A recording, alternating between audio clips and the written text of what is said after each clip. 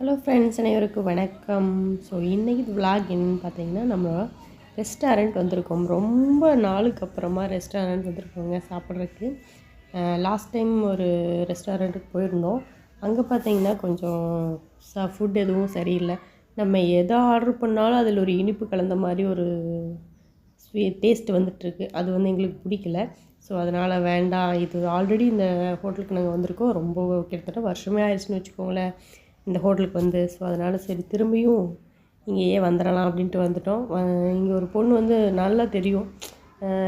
நாங்கள் தமிழ் பேசுகிறனால ஒரு டிஃப்ரெண்ட்டாக பார்ப்பாங்க. நீங்கள் எந்த ஊர் என்ன அப்படின்லாம் நம்ம கேட்பாங்கள்ல, அந்த மாதிரி க்ளோஸாக நல்லா நம்மளே வாட்ச் பண்ணிட்டே இருப்பாங்க. என்ன பேசுகிறாங்க என்ன அப்படின்னு வாட்ச் பண்ணிட்டே இருப்பாங்க. அந்த மாதிரி ஒரு பொண்ணு இங்கே இருக்குது. எல்லாருமே நம்மளே வாட்ச் பண்ணுவாங்க. தமிழ் பேசுனாலே நம்மளே வாட்ச் பண்ணுவாங்க. என்ன பேசுகிறாங்கன்னு நமக்கு தெரியல அப்படிங்கிற மாதிரி. ஸோ இந்த பொண்ணு தாங்க லாஸ்ட் டைம் நல்ல பழக்கம், நல்லா பேசிச்சு. என்ன ஊர் என்னென்னலாம் கேட்டு எல்லாம் ரொம்ப விசாரிச்சது. ஸோ அதே பொண்ணு தான். இப்போ பார்த்தீங்கன்னா ரொம்ப நாளுக்கு அப்புறம் சாப்பிட வந்திருக்கிறனால ஃபுல்லாக நான்வெஜ்ஜில் சும்மா வேறு லெவலில் சாப்பிடணும் அப்படின்னு சொல்லிட்டு வந்ததையுமே பார்த்திங்கன்னா தந்தூரி ஆர்டர் பண்ணியிருந்தோம். ஃபஸ்ட்டு ஒரு ஃபுல் தந்தூரி ஆர்டர் பண்ணியிருந்தோம். அதுக்கப்புறம் மறுபடியும் தந்தூரி சாப்பிடணும் போல் தோணுச்சுன்னு சொல்லிட்டு மறுபடியும் ஒரு 1/2 பிளேட் தந்தூரி ஆர்டர் பண்ணியிருந்தோம்.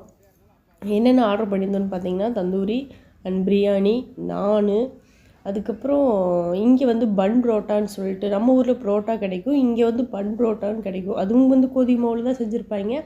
அது நாங்கள் இது வரைக்கும் நாக்பூரில் அந்த ஃபுட்டு நாங்கள் ஆர்டர் பண்ணதே இல்லை. பிரியாணி, தந்தூரி, நான், சிக்கன் இந்த மாதிரி சம்மந்தப்பட்டது எல்லாமே நாங்கள் சாப்பிடுவோம். பன் புரோட்டா தான் ஃபஸ்ட் டைம் ஆர்டர் பண்ணியிருந்தோம். ஆனால் நல்லா இருந்தது. நாங்கள் எப்படி இருக்குமோ அப்படின்னு யோசனையில் இருந்தோம். நல்லா இருந்தது. ஆனால் தந்தூரி சூப்பராக இருந்துச்சுங்க. லாஸ்ட் டைம் சாப்பிடும்போதும் நல்லா இருந்துச்சு. இப்போவுமே எங்களுக்கு தந்தூரி ரொம்ப பிடிச்சிருந்தது. ஸோ அதனால் பிடிச்சிருந்தனால மறுபடியும் ஒரு பிளேட் எக்ஸ்ட்ரா ஆர்டர் பண்ணி சாப்பிட்டோம். அது ரொம்ப நல்லா இருந்தது. பன் புரோட்டா ஃபஸ்ட் டைம் சாப்பிட்றதுனால ஓகே. பட் ரெகுலராக அதை சாப்பிட்றதுக்கு நமக்கு பிடிக்குமா என்னன்னு தெரியல. புரோட்டா அப்படின்னாலே நம்ம ஊரில் புரோட்டா பிரியர்கள் நிறையா பேர் இருக்காங்க. சிக்கன் குழம்பு புரோட்டா பிரியர்கள் ரொம்ப பேர் இருக்காங்க. புரோட்டாவுக்கு உசிரையே கொடுக்கலாங்க அப்படிங்கிற அளவுக்கு இருக்கிறாங்க. ஆனால் அந்த அளவுக்கெல்லாம் இது ஒர்த்து சொல்ல முடியாது.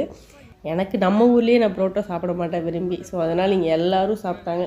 சரி, நம்ம பங்குக்கு டேஸ்ட்டாவது பார்க்கணும் இல்லைங்களா. எல்லா ஆளுக்கு ஒன்று எடுத்து சாப்பிடல, நம்ம டேஸ்ட் பார்க்கணும் அப்படின்னு நானும் கொஞ்சம் நம்மளோட பங்குக்கு எடுத்து சாப்பிட்லாமேன்னு சாப்பிட்டேன். ஸோ இந்த வெங்காயம் டேஸ்ட்டு நல்லா இருந்துச்சு. அதுக்கப்புறம் பிரியாணி பார்த்திங்கன்னா ஒயிட் ரைஸ் மாதிரி இருக்கும். ஃபுல்லாக உள்ளே பீஸ் இருக்கும். அது இல்லாமல் இங்கே என்ன ஒரு டேஸ்ட் அப்படின்னா, பிரியாணிக்கு சாம்பாருங்க, பருப்பு சாம்பார் கொண்டு வைப்பாங்க. கொண்டு வைக்கலி அதெல்லாம் வேண்டாம், கொண்டுக்கிட்டு போயிருங்க அப்படின்னு சொல்லிட்டோம்.